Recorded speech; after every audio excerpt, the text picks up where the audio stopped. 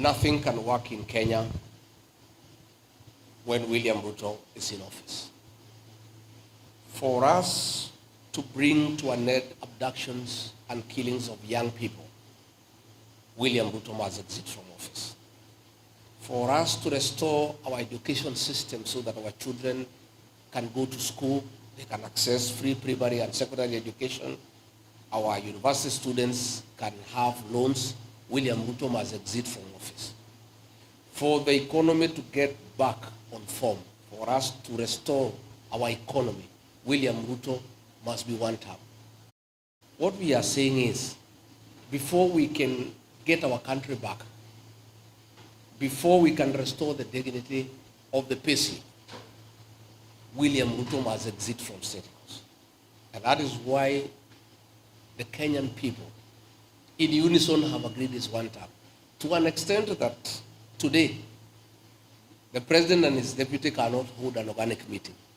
All their meetings must be at our tent where people have been vetted and paid so that they can avoid people seeking one term. You saw what happened during the opening match of the Chan football tournament.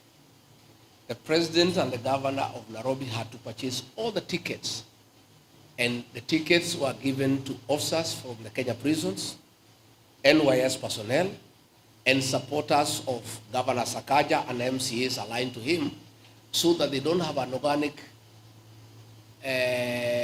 group in Kasarani, so that they don't sing one term. In the process, they were not able to distribute all the tickets, despite organizers having said that all the tickets have been sold out. Most of the seats were empty because, against the FIFA rules, all the tickets were purchased in bulk so that they give them to their supporters, so that they avoid the situation of people coming to say one term. But I don't know what they'll do, because on the day of the voting, they would have to pay everybody in Kenya. And even if they pay them, they will still have to come and vote for Ruto to be one term.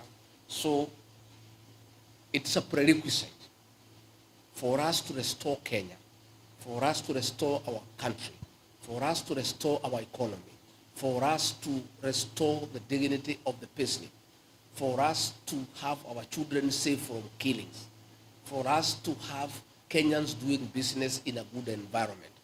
William Ruto must be one term. That is the movement we are spearheading, and I can tell you it is unstoppable, and it's going on. And probably they were thinking it's Rigathi who is behind it. I've been out of Kenya for the last 5 weeks. The one-term movement is even stronger than it was when I was in Kenya. So it's one term.